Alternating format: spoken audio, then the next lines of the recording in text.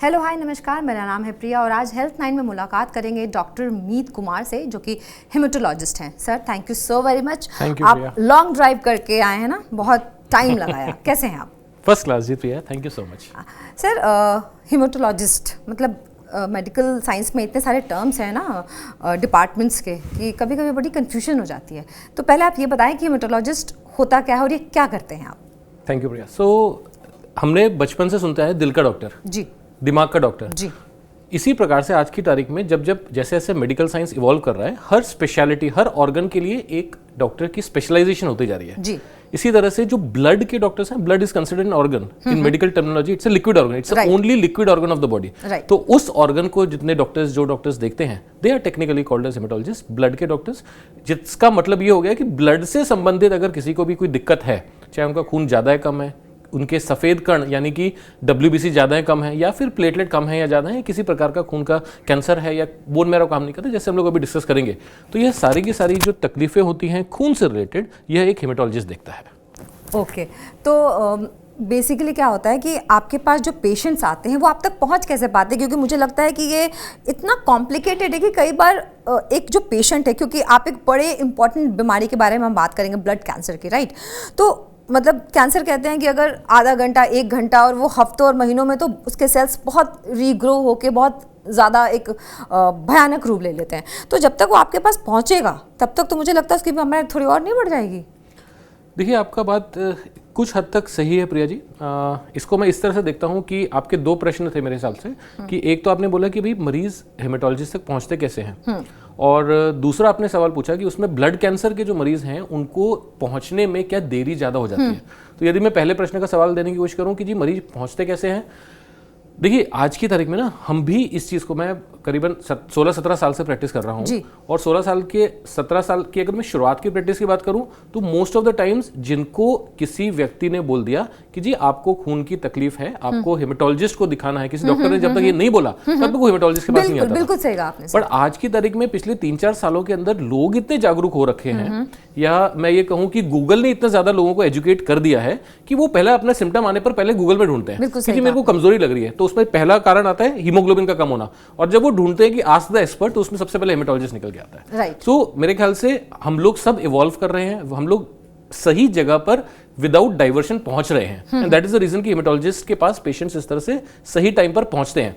दूसरा सवाल इसी से संबंधित है, अगर किसी को सपोज करो आज की तारीख में ब्लड कैंसर डायग्नोज हुआ, चाहे वो ल्यूकीमिया हुआ, माइलोमा हुआ या लिम्फोमा, वो सबसे पहले गूगल ढूंढते हैं भाई मेरे बीमारी का नाम है अक्यूट ल्यूकीमिया, अक्यूट ल्यूकीमिया का मेरे एरिया में डॉक्टर कौन सा बेस्ट है, तो उसको सर्च करके उनके पास जाते हैं, या फिर अपने किसी कॉन्टैक्ट्स में जिनको किसी को कैंसर अगर हुआ हो या किसी दूर दराज के इलाकों में किसी के बारे में सुना हो, तो उनसे बात करके सलाह लेकर के फिर उनके पास जाते हैं। जो हम लोग पहले देखते थे जब तक डॉक्टर हेमेटोलॉजिस्ट नहीं लिखेगा तब तक वो हेमेटोलॉजी के डॉक्टर के पास नहीं पहुंचेंगे, वो वाली चीज धीरे धीरे करके अब कम होती जा रही है। और इसी कारण की वजह से मैं समझता हूं कि thanks to you like the media houses, कि जिसकी वजह से सही इंफॉर्मेशन सही लोगों तक सही समय पर पहुंच रही है, and they are able to take benefit of that and get their treatments in time. Okay sir, मुद्दे पे आते हैं, है ना?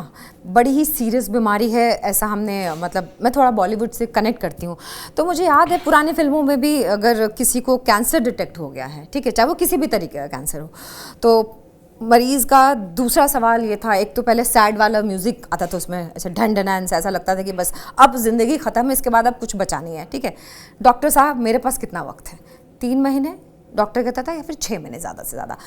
आज भी मुझे लगता है कहीं ना कहीं लोगों के मन में वही बात है, कैंसर सुनते ही दिमाग में ऐसा लगता है कि बस अब जिंदगी खत्म है, और सिर्फ पेशेंट की नहीं, पेशेंट के का जो पूरा परिवार है, जो पूरी फैमिली, वो कहीं ना कहीं उसमें ऐसे इन्वॉल्व हो जाती है, अब लगता है कि अब जिंदगी में कुछ बचा नहीं, अब ये बचने की उम्मीद पता नहीं 1% है, 2% है, या फिर है ही नहीं। तो क्या अभी भी एक्चुअल ऐसा है? प्रिया जी, मैं आपसे इसमें 2 चीज़ें बोलना चाहूँगा कि आपने जो मुद्दा शुरू किया ना, मुझे वो चीज़ बहुत ही सटीक लगी। बॉलीवुड में अगर इस तरह की कोई बात किसी डायरेक्टर को दिखानी होती थी तो उस तरह का बैकग्राउंड क्रिएट किया जा सकता है, चाहे वो म्यूजिक के फॉर्म में हो, चाहे अल्टीमेटली उसके आउटकम्स के फॉर्मेट में हो। तो मैं इस मुद्दे को कई प्लेटफॉर्म्स पर ऑलरेडी रेज कर चुका हूं इससे पहले, और सेम इशू को मैं आज वापस रेज करना चाहता हूं आपके समक्ष। बॉलीवुड या हम लोग बोले मीडिया हाउसेज जो होते हैं ना, they create the perception in the society, right. So they have got the responsibility to convey the right perceptions in the society. आज से 25-30 साल पहले जब आनंद मूवी आई थी, उस टाइम पर जब लिम्फोसार्कोमा ऑफ इंटेस्टाइन के ऊपर लोगों ने ठहाके लगाकर हंसे थे और उसके बाद उसका दुखद अंत हुआ था, उस समय पर यह बात शायद सच होती कि किसी को यदि कैंसर हो गया तो वो बैकग्राउंड म्यूजिक नेगेटिव वाला होना चाहिए था, क्योंकि उस समय पर शायद इस बीमारी का ना लोगों को पता था इतना ज़्यादा और ना ही उसके लिए कोई अच्छे इलाज संभव। राइट। बट यदि हम आज की तारीख में एनिमल मूवी के अंदर भी देखते हैं तो अगर किसी को अक्यूट लिम्फोब्लास्टिक ल्यूकीमिया का डायग्नोसिस बनाया जाता है और वो पेशेंट, अगर वो इंसान यदि एक्सपायर कर जाता है या वो कैरेक्टर एक्सपायर कर जाता है, तो that is not acceptable. Right. आज की तारीख में आप अगर हेमेटोलॉजिस्ट से पूछेंगे और किसी एक क्रेडिबल हेमेटोलॉजिस्ट से पूछेंगे, ब्लड के जितने भी कैंसर्स हैं 70% लोगों को आज की तारीख में उनके कैंसरों से निजात दिलाई जा सकती है, वो भी permanently. I am not saying temporary की भी एक बार बीमारी खत्म हो गई, हमेशा के लिए वो अपने कैंसर मुक्त हो सकते हैं। वाओ। सो यह एक आज की तारीख में सच्चाई है। आप अगर मेडिकल लिटरेचर उठा के देखेंगे, अक्यूट लिम्फोब्लास्टिक ल्यूकीमिया के अंदर आज की तारीख में 70 से 80% बच्चों के अंदर वो 90% तक सर्वाइवल है। तो what is important at present is media perception and creation of the same in the society. Positive impactful messages convey होना जरूरी है, वो चाहे बॉलीवुड के जरिए हों या मीडिया हाउसेस के जरिए हों, पर एक पॉजिटिव परसेप्शन 2024 में अगर नहीं गई तो हम लोग शायद अपनी सोसाइटी के लिए एक अच्छे काम नहीं कर पाएंगे। जी, तो 70 से 80% जैसा सर ने कहा कि क्यूरेबल है, तो इससे इतना डरने की जरूरत नहीं, कोई राक्षस नहीं है जो बिल्कुल आपको खा जाएगा, है ना सर? बिल्कुल सही बिल्कुल, कहा ना बिल्कुल जी। अच्छा, ब्लड कैंसर के कारण क्या होते हैं सर? भैया आपने ये बहुत एक उम्दा सवाल पूछा, क्योंकि ये अक्सर हमसे भी सवाल पूछे जाते हैं कि भाई ब्लड कैंसर क्यों हो जाता है।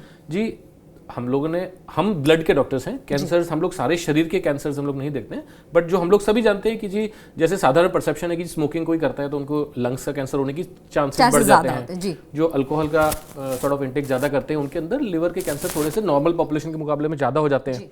तो इस तरह के कुछ risk factors they are known to cause certain types of cancers in the body. Unfortunately blood के किसी भी कैंसर के लिए इस प्रकार का कोई स्पेसिफिक रिस्क फैक्टर नोन नहीं है। हैविंग सेड दैट कि ब्लड कैंसर यदि किसी को हुआ तो उसके क्या कारण हो सकते हैं। देखिए, हम लोग ये बोलेंगे जी हमारा लाइफस्टाइल, हम लोग जिस एनवायरनमेंट में रह रहे हैं, हम लोग जिस तरह का लाइफस्टाइल अभी जी रहे हैं, that includes stress, that includes exposure to pollution, that includes exposure to sort of artificially grown vegetables and pulses and whatever। तो इसके एक्सपोजर से हर प्रकार के कैंसर्स का रिस्क बढ़ता है, इंक्लूडिंग ब्लड कैंसर्स। बट क्या कोई एक कारण ऐसा है जिसकी वजह से भी ब्लड कैंसर का रिस्क बढ़ जाता है? अनफॉर्चुनेटली ऐसा नहीं है। सिमिलरली मेरे ख्याल से कुछ लोगों को यह एक भ्रांति रहती है कि जी जेनेटिकल कैंसर होता है। Again in the sense blood cancer के मामले में यदि हम बात करें, जेनेटिक कैंसर्स होने की possibility is hardly 2 to 3%। Okay, मतलब अगर 100 लोगों को ब्लड का कैंसर है, उसमें से 2% लोग सिर्फ ऐसे होंगे जिनको जेनेटिक तरह का ब्लड कैंसर होगा।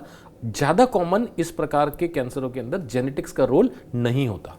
ओके सर, कोई अर्ली सिम्टम्स है? जनरली क्या होता है कि जो दूसरे तरीके के भी कैंसर हैं, जब तक वो स्टेज 4 या स्टेज 3 पे नहीं पहुंचते हैं, सिम्टम्स आते नहीं है, पता लगता नहीं है, अनटिल अनलेस कोई भी जो बंदा है, अगर उसकी तबीयत, अगर वो बहुत ज़्यादा अवेयर है कि हाँ अगर उसको कुछ छोटी सी बीमारी, जैसे कोई दर्द हुआ उसे, है ना, या कहीं ब्लोटिंग हो रही है पेट में, या कोई भी ऐसा सिम्टम, बहुत ज़्यादा एसिडिटी बन रही है, तो वो जनरल डॉक्टर को दिखाने जाता है। ठीक है, वो ये सोच के बिल्कुल नहीं जाता कि उसे कैंसर के भी सिम्टम इसमें इंक्लूड हो सकते हैं। तो हम सोचते हैं कि कुछ घरेलू उपाय कर लेंगे, है ना, जिससे एसिडिटी चली जाएगी, हम कोई काढ़ा पी लेंगे जिससे हमारा फीवर हमें बार बार नहीं आएगा। जैसे कि मैं एक एग्जाम्पल देना चाहूँगी, मेरी एक फ्रेंड है, बेसिकली उसको खांसी 6 महीने तक थी, तो वो ना कफ सिरप पीती रही, है ना, उसको लगा कि ठीक हो जाऊंगी, लेकिन अल्टीमेटली उसको ब्लड कैंसर निकला। ठीक है, तो अब खांसी से कोई रिलेट कर ही नहीं पाई वो कि कभी ये भी हो सकता है, और जब पहुंचा तो वो बहुत देर हो चुकी थी, हालांकि वो बिल्कुल ठीक हो गई है अब, टचवुड। तो कुछ ऐसे सिम्टम्स हैं जिससे हम अगर अपने आप को थोड़ा सा ज़्यादा अवेयर रखें तो पता लग जाए टाइम पे? आपने जिस अपने मतलब मित्र का उदाहरण दिया, मैं उसी का उदाहरण लेता हूँ। 6 महीने तक खांसी रहना, यह अपने आप में एक लक्षण है। तो अगर मैं इसको साधारण भाषा में बोलने की कोशिश करूँ, यही चीज़ मैं कई बार मैं दोहराने की कोशिश भी करता हूँ। कोई भी एक लक्षण जो बार बार हो रहा है, आप उसका इलाज करा रहे हैं, वो ठीक हो जा रहा है बट वो वापस आ जा रहा है। बिल्कुल। इस प्रकार का कोई भी लक्षण कैंसर का संकेत हो सकता है। एग्जैक्टली। वो चाहे बुखार है, भाई आपने बुखार आया, पैरासीटामोल खा लिया, ठीक हो गया, बट आपने देखा 2 हफ्ते के बाद, हफ्ते भर के बाद वापस बुखार हो गया, एंड वो बार बार होता जा रहा है। राइट। वजन है कि कम होता जा रहा है, आप डाइटिंग नहीं कर रहे हैं बट वजन गिरता जा रहा है। खांसी, अगर आपने जैसे उदाहरण दिए, खांसी है भाई, आप टैबलेट्स ले रहे हैं, सिरप ले रहे हैं, नेबुलाइजेशन कर रहे हैं, सब कुछ इलाज, एंटीबायोटिक्स ले रहे हैं, कर रहे हैं, ठीक हो जा रहा है, पर उसके बाद आपने देखा 2 हफ्ते के बाद वापस हो जा रहा है। तो इस प्रकार का कोई भी सिम्टम यदि जो रिकरेंटली होता है, उस चीज को नजरअंदाज एब्सोल्युटली नहीं करना चाहिए। और अगर इस तरह का कोई सिम्टम बार बार हो रहा है तो अपने ऑन्कोलॉजिस्ट को एक बार जरूर दिखाना चाहिए, या हेमेटोलॉजिस्ट को एक बार जरूर दिखाना चाहिए। देखिए, सबसे साधारण टेस्ट होता है हेमेटोलॉजिस्ट के लिए, जैसे मतलब मैं समझता हूँ कि भाई इस सॉर्ट ऑफ मैं आपके इतने सुंदर स्टूडियो में आया तो यहाँ पर का एक रास्ता था, ब्लड से संबंधित किसी भी समस्या को पकड़ने का जो रास्ता है, उसमें पहला टेस्ट होता है कंप्लीट ब्लड काउंट, CBC, जिसके अंदर हीमोग्लोबिन, WBC, प्लेटलेट्स के पैरामीटर्स दिख जाते हैं। और अगर इसके अंदर कुछ गड़बड़ नहीं है तो आप ये मान के चलिए 80% संभावना रहती है कि किसी प्रकार की कोई दिक्कत ब्लड से संबंधित नहीं होगी। उसके बावजूद भी 20% रहते हैं जिनके अंदर हो सकती है। तो सिम्टम ड्रिवन अप्रोच होनी चाहिए। अगर तकलीफ है जो कि बार बार हो रही है, नजरअंदाज ना करें, अपने हेमेटोलॉजिस्ट को कंसल्ट करें। मतलब छोटी से छोटी बीमारी जो है उसको हमें नजरअंदाज नहीं करना चाहिए, ये बहुत इंपॉर्टेंट। बिल्कुल जी। सर, फिटनेस का कितना रोल है कैंसर रहित होने में? ये भी एक मैं समझूंगा कि इसका जो है मैं उत्तर इस तरह से देना चाहूँगा कि लाइफस्टाइल, जो मैं अभी बात करने की कोशिश कर रहा था कि कैंसर्स के होने के अंदर हमारी लाइफस्टाइल का बहुत बड़ा रोल होता है। आपको जानकर शायद हैरानी होगी, बट आप शायद जानते भी होंगे कि WHO ने लास्ट ईयर बोला है कि 2030 तक एक में से, मतलब हर 9 में से एक व्यक्ति को कैंसर होगा भारत के अंदर। हर 9 में से एक व्यक्ति को कैंसर होगा। यदि मेरे इंस्टीट्यूट के अंदर 100 लोग हैं तो 100 लोग में का मतलब हो गया डिवाइड बाय 9, इतने लोगों को 2030 तक कैंसर डायग्नोज हो जाएगा। और वो किसी भी तरह का कैंसर हो सकता है, किसी भी प्रकार का कैंसर हो सकता है। सो कैंसर बढ़ रहा है, उसके कारण लाइफस्टाइल बहुत इंपॉर्टेंट कॉज है। लाइफस्टाइल के अंदर जैसे हम बात कर रहे थे कुछ चीज़ों की, उसी के अंदर जो अगली कड़ी है वो है हेल्दी लाइफस्टाइल के अंदर to keep yourself physically active. अच्छा, जो आपका प्रश्न था, अगर आप फिजिकली एक्टिव हैं तो बॉडी के हर ऑर्गन को ऑप्टिमल ऑक्सीजन पहुंच पाता है, एंड जो वेस्ट मटेरियल, जो डेड मटेरियल जहां पर कैंसर की उत्पत्ति होती है, वो वॉश आउट होता रहता है। सो इसी वजह से कैंसर बचने के लिए healthy lifestyle, including the dietary habits, non use of addictive habits, and a healthy lifestyle including regular exercise is the most important to prevent cancer. Okay, तो अब एक और एग्जाम्पल है मेरे पास। बॉलीवुड एक्टर्स एंड एक्ट्रेसेस पिछले कुछ दिनों में, या फिर हम लंबे समय से सुनते आ रहे हैं कि कुछ लोगों की डेथ हो गई कैंसर की वजह से, ठीक है। अभी भी 1-2 टीवी एक्ट्रेसेस भी जूझ रही हैं इससे, और अभी 1-2 लोगों ने सर्वाइव भी कर लिया है। तो उनके पास होता है पर्सनल डाइटिशियन, उनके पास होता है पर्सनल ट्रेनर, जिम, योगा, मतलब जो हमें टीवी पे देखते हैं कि उनकी लाइफस्टाइल ऐसी है, वो ऑर्गेनिक खाते हैं, मतलब महंगा खाना, मतलब ऑर्गेनिक है, वीगन है, मतलब जो सबसे अच्छा मार्केट में मिलता है, क्योंकि वो अफोर्ड कर सकते हैं, उनको कोई टेंशन नहीं है, वो अफोर्ड कर सकते हैं जिम जाना, और एक महंगे जिम जाना, मतलब जहाँ पे प्रॉपर हर बॉडी पार्ट की अच्छी तरीके से एक्सरसाइज हो, फिर भी ज़्यादातर उनको कैंसर हो जाता है। क्यों? मैं इसका जवाब इस तरह से देना चाहूँगा प्रिया जी कि मतलब हम लोग दोनों इंडिविजुअल्स हैं। आपकी लाइफ में कुछ स्ट्रेस है? नहीं, अभी तो नहीं है। मैं समझता हूँ फिर आप लकीएस्ट इंसान हैं, आपको नहीं होगा cancer. So what I mean to say कि स्ट्रेस एक ऐसी चीज़ है जो मेरे ख्याल से आज की लाइफस्टाइल के अंदर हर किसी को है। जो भी टायर 1 टायर 2 सिटी में रहता है, stress is a part of their life. Second thing, जो हम लोग एनवायरनमेंट में रहते हैं, पोल्यूशन को क्या हम लोग अवॉइड कर सकते हैं? बिल्कुल नहीं कर सकते। Is it possible to avoid? या तो हम लोग बिल्कुल ऐसे शुद्ध सात्विक जीवन जीने की कोशिश करें, गांव के अंदर जाकर के बस जाएं जहां पर बिल्कुल हमारे ही खेतों के अंदर मतलब सब्जियां उगाई जा रही हैं, उसी का हम लोग सेवन कर रहे हैं, कोई पोल्यूशन नहीं है, पूरा हेल्दी एनवायरनमेंट है, और सुबह सुबह हम लोग मतलब जॉगिंग पे जा रहे हैं। तो इस तरह की अगर कोई एनवायरनमेंट की कल्पना करे तो उसके अंदर हो सकता है कि जी ये कैंसर की संभावना कम हो जाए। उनके अंदर भी ये नहीं है कि कैंसर नहीं होगा, बट कैंसर की संभावना कम हो जाती है। बट इसका मतलब ये नहीं है कि जो ये सारी की सारी चीजें फॉलो करेंगे उनके अंदर कैंसर नहीं होंगे। मतलब हो तो मतलब किसी को भी हो सकता किसी है, को भी हो सकता बट संभावना उनके अंदर बढ़ जाती है जिनके अंदर ये सारे रिस्क फैक्टर्स होते हैं। जब आपने ये बोला ना कि किसी को भी हो सकता है, अभी टाटा मेमोरियल हॉस्पिटल जाने का मौका मिला क्योंकि मेरी फ्रेंड की मदर को डिटेक्ट हुआ था, तो मैं रिपोर्ट्स लेके गई थी उसके साथ दिखाने के लिए। पहले जैसे मौसम में, अभी भी जब मौसम बदलता है तो हॉस्पिटल्स ना कोल्ड एंड फ्लू से भरे हुए होते हैं ना, किसी को कोल्ड हो गया, फ्लू हो गया, और जब से कोविड आया है मतलब उसके बाद से लोग थोड़े ज़्यादा अवेयर भी हो गए हैं, तो वो तुरंत डॉक्टर के पास जाते हैं। हॉस्पिटल्स के बेड्स शायद ही खाली मिलते हो ऐसे मौसम में जब वेदर चेंज होता है। मतलब उस कैंसर हॉस्पिटल में लोग एक्चुअली में इतने ज़्यादा थे, मैं इमेजिन नहीं कर सकती थी कि कैंसर के पेशेंट इस तरीके से बिल्कुल कोल्ड एंड फ्लू की पेशेंट्स की तरह भरे हुए होंगे। इसका क्या रीज़न है जो ये बिल्कुल मतलब इतनी तेज़ी से बढ़ रहा है? जैसे कि कैंसर के सेल्स आप कहते हो ना कि बहुत तेज़ी से बढ़ते हैं, तो अवॉइड नहीं करना चाहिए, क्या रीज़न है सर? देखिए प्रिया जी, मैं यही बोलूँगा इसके अंदर कि मंदिर के अंदर इंसान अपनी डिवोशन को एक्सप्रेस करने के लिए जाता है, और इलाज के लिए कैंसर हॉस्पिटल। अगर कैंसर का उसको पता चला है तो उसकी कोशिश ये रहती है कि मुझे एक सही इलाज मिले और उचित दाम में मिले। आज की तारीख में ये दो ही चीज़ें हैं जो एक कैंसर के व्यक्ति को परेशान करती हैं। एक तो डर है, जो सामाजिक डर है, सबसे बड़ी चीज़ वो है, और उसके बाद उसके मन के अंदर सवाल आता है जी मेरा सही इलाज कैसे होगा, मुझे सही इलाज चाहिए, क्योंकि इतनी सारी चीज़ें चल रही है मार्केट के अंदर, हर जगह पर, हर फील्ड के अंदर, तो मुझे सही इलाज कैसे मिले। और तीसरा उसके मन के अंदर सवाल आता है कि मेरे को जेब भी बचानी है। तो यह तीनों मुझे कहाँ मिलेंगी? तो जहाँ पर भी कैंसर के इलाज की प्रक्रिया संभव है और जहाँ पर एक अच्छा, नेक और सही इलाज मिल रहा है, उन जगहों पर कैंसर के मरीज जाना पसंद करते हैं, और ये सच्चाई है। उनको एक तो ये मिलना चाहिए कि जो उनके ट्रीटिंग डॉक्टर्स हैं वो उनकी बात सुन करके उन्हें समझ सके कि वो किस दौर से गुजर रहे हैं, और उनकी सही समय पर सही मदद कर सकें ताकि वो इस समस्या से बाहर निकलें। तो आपके प्रश्न जो है कि भाई वहाँ पर क्यों भीड़ है, डेफिनेटली उसमें कोई डाउट ही नहीं है कि कैंसर के मरीज बढ़ रहे हैं, और बहुत से, जैसे हम लोग बात कर ही रहे हैं, उसके कारण हम जानते हैं। तो जब कैंसर के मरीज बढ़ रहे हैं तो हर जगह पर जहाँ पर भी कैंसर का सही इलाज हो रहा है, वहाँ पर सब जगह पर कैंसर के, आप मानेंगे नहीं, हमारे पास जो आज से 15 साल पहले जितने कैंसर के मरीज होते थे, उससे करीबन आप ये मान के चलिए कम से कम 8 से 10 गुना मरीज हम लोग देख रहे हैं ओपीडी में, और ये सच्चाई है क्योंकि कैंसर के पेशेंट्स की दर बढ़ रही है। बिल्कुल सर, आपके पास तो बहुत सारे पेशेंट्स आते होंगे ऑब्वियसली, है ना? जब कैंसर के पेशेंट्स बढ़ रहे हैं तो आपके ओपीडी में भीड़ बढ़ रही होगी। कुछ ऐसा जो आपकी मेमोरी में रह गया हो, कोई ऐसा पेशेंट या कुछ ऐसा मिराकुलस इलाज जो आपने किया हो जो आपको लगा हो कि yes I am proud of my self?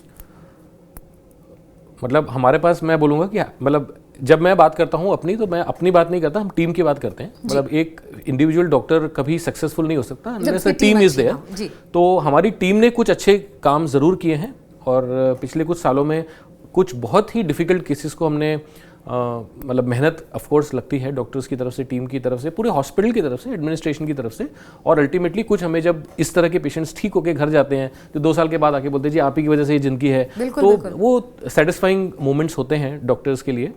तो एक उदाहरण अगर मैं साधारण सा देना चाहूँ, कुछ समय पहले, मतलब ये तो 3 महीने पुरानी ही बात होगी, कुछ ब्लड कैंसर, एक प्रकार के ब्लड कैंसर का यंग बच्चा, 18 साल की लड़की थी, उन्हें ट्रांसप्लांट, हमने बोन मैरो ट्रांसप्लांट हमारी स्पेशलिटी है, जो हेमेटोलॉजिस्ट होते हैं वो खून की तकलीफ़ों के साथ साथ में बोन मैरो ट्रांसप्लांट भी करते हैं। तो उन्हें जो है जब हमने ट्रांसप्लांट के लिए लिया ब्लड कैंसर के साथ में, तो जिस दिन हमने उनका ट्रांसप्लांट किया उसके अगले दिन उनको फीवर स्पाइक्स स्टार्ट हो गए, फीवर आना स्टार्ट हो गया। तो वो फीवर की जांच करते करते जब हमें पता चला कि उस बच्चे को डेंगू था, ये डेंगू के टाइम की बात है। तो एक तो कैंसर का इलाज, साथ में बोन मैरो ट्रांसप्लांट, और बोन मैरो ट्रांसप्लांट एक ऐसा इलाज होता है जिसके अंदर इम्यूनिटी बॉडी की 0 कर दी जाती है ट्रांसप्लांट के टाइम पे। और इस समय पर यदि एक और कॉम्प्लिकेशन आ जाए, डेंगू, जो कि ऑलरेडी मतलब बॉडी के अंदर वैसे इम्यूनिटी नहीं है, और साथ में डेंगू आ जाए, तो ठीक है, अब वो बच्ची ठीक है, स्वस्थ है, कैंसर फ्री है।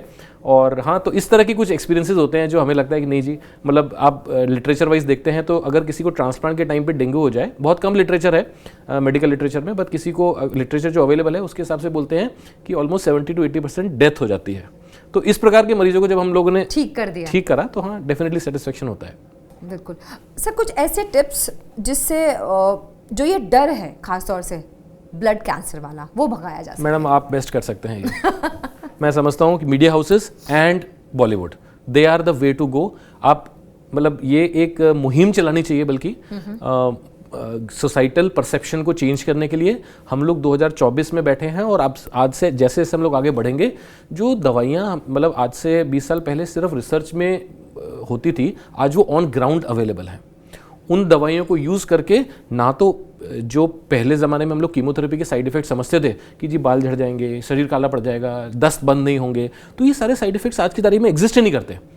दवाइयाँ लगवाते हैं पेशेंट्स, ब्लड कैंसर डायग्नोज होता है, दवाइयाँ ऐसी लगवाते हैं कि जी टारगेटेड मेडिसिन है जो बॉडी के अंदर जाकर के सिर्फ कैंसर के सेल को ढूंढेंगी और उन्हीं को मारेंगी, नॉर्मल सेल्स को नुकसान नहीं पहुंचाएंगी। तो इस तरह की जब ट्रीटमेंट्स आज की तारीख में अवेलेबल हैं and that also eight so affordable rates, तो लोगों को ये परसेप्शन क्रिएट करना जरूरी है कि अगर कैंसर हो जाता है तो डरे ना।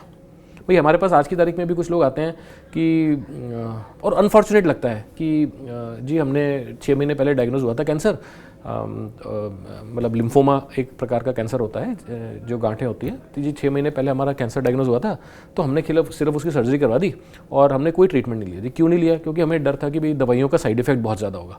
और उसके बाद जब 6 महीने के बाद आए तो वो जो कैंसर सिर्फ सही ट्रीटमेंट उस टाइम पर कर लिया होता तो शायद वो हमेशा के लिए ठीक हो जाते, वो पूरे शरीर में फैल चुका था। तो इस प्रकार के लोगों को हमें दुख होता है बताते हुए कि नहीं जी आपने गलत किया है ये चीज़, और उस टाइम पर यदि सही इलाज आपने किया होता तो हो सकता है आज आप बिल्कुल स्वस्थ होते और आगे आजीवन स्वस्थ रहते।